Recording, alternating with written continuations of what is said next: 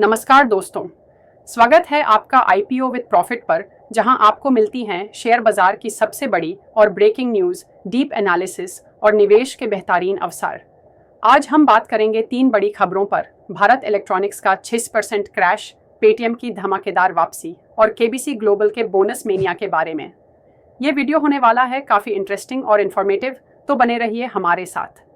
दोस्तों, Bharat electronics limited BEL के share में आज 6% की गिरावट आई है। इसका सबसे बड़ा कारण है FY25 के 850 बिलियन रेवेन्यू टारगेट को मिस करना। हालांकि कंपनी ने 16% की ग्रोथ दिखाई है, लेकिन इन्वेस्टर्स की उम्मीदें इससे कहीं ज़्यादा थी। भारत का डिफेंस सेक्टर लगातार ग्रो कर रहा है, लेकिन BEL को ऑर्डर एग्जीक्यूशन में दिक्कत आ रही है। गवर्नमेंट कॉन्ट्रैक्ट्स और इनके एग्जीक्यूशन साइकिल का इम्पैक्ट, ग्लोबल जियोपॉलिटिकल टेंशंस और इंडियन डिफेंस इंडस्ट्री पर उनका असर। R7 16.5 बिलियन का ऑर्डर बुक। ऑर्डर्स तो बहुत हैं, लेकिन डिले हो रहे हैं। इसके पीछे क्या रीजंस हैं? पास्ट परफॉर्मेंस और एग्जीक्यूशन स्पीड का एनालिसिस। क्या ये गिरावट एक अच्छा बाइंग अपॉर्चुनिटी है? अगर बेल की लॉन्ग टर्म पोटेंशियल देखें तो क्या ये सही समय है निवेश करने का? वैल्यूएशन कंपैरिजन और कॉम्पिटिटर्स से कंपैरिजन। तो दोस्तों, आपको क्या लगता है, बेल में गिरावट जारी रहेगी या ये एक बेहतरीन बाइंग अपॉर्चुनिटी हो सकती है? कमेंट में अपनी राय ज़रूर बताएं। पेटीएम एक बार फिर सुर्खियों में है। RBI के प्रतिबंधों के बाद पेटीएम को लेकर इन्वेस्टर्स काफ़ी डरे हुए थे, लेकिन आज इसमें 3% की बढ़त आई और वजह है हैदराबाद म्यूनिसिपल कॉरपोरेशन के साथ नई पार्टनरशिप। अब लोग पेटीएम QR और कार्ड मशीन से प्रॉपर्टी टैक्स का भुगतान कर सकते हैं। क्या ये RBI के प्रतिबंधों के बाद पेटीएम की वापसी का संकेत है?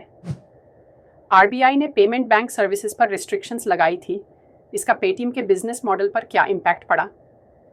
क्या ये सिर्फ एक शॉर्ट टर्म रैली है या एक सॉलिड कमबैक? फिनटेक सेक्टर में पेटीएम वर्सेस फोनपे, गूगल पे की स्थिति, मार्केट शेयर और user engagement comparison. Fintech regulation का इम्पैक्ट और फ्यूचर ग्रोथ पोटेंशियल। क्या पेटीएम फिर से लंबी रेस का घोड़ा बनेगा? लॉन्ग टर्म इन्वेस्टर्स के लिए क्या ये सही समय है? क्या पेटीएम अपने कोर बिजनेस मॉडल को डाइवर्सिफाई करेगा? पेटीएम के शेयर होल्डर्स के लिए यह राहत की खबर हो सकती है, लेकिन क्या ये टेम्परेरी बूस्ट है या पेटीएम की असली कमबैक की शुरुआत? कमेंट में बताएं। केबीसी ग्लोबल ने 4 अप्रैल को अपनी 1.1 बोनस शेयर रिकॉर्ड डेट घोषित कर दी है। यानी अगर आपके पास इस तारीख तक केबीसी के शेयर हैं तो आपको फ्री में एक्स्ट्रा शेयर मिलेंगे। लेकिन इसका इन्वेस्टर्स पर क्या असर पड़ेगा? बोनस इशू का मतलब क्या होता है? बोनस इशू और स्टॉक स्प्लिट का डिफरेंस। क्या बोनस इशू से कंपनी के फंडामेंटल्स बदलते हैं?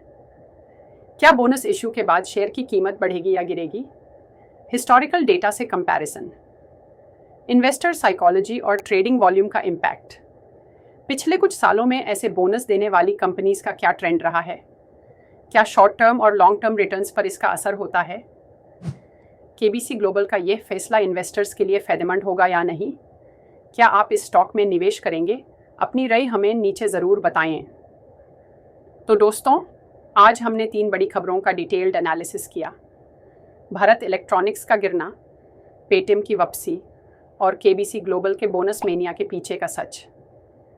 ये तीनों टॉपिक्स शॉर्ट टर्म और लॉन्ग टर्म इन्वेस्टर्स के लिए इम्पॉर्टेंट हैं और हमने इन्हें डिटेल में समझा। अगर आपको यह वीडियो पसंद आया तो इसे लाइक करें, अपने दोस्तों के साथ शेयर करें और आईपीओ विद प्रॉफिट को सब्सक्राइब करना ना भूलें। मिलते हैं अगले वीडियो में। तब तक निवेश करें समझदारी से, क्योंकि प्रॉफिट बनता है स्ट्रैटेजी से।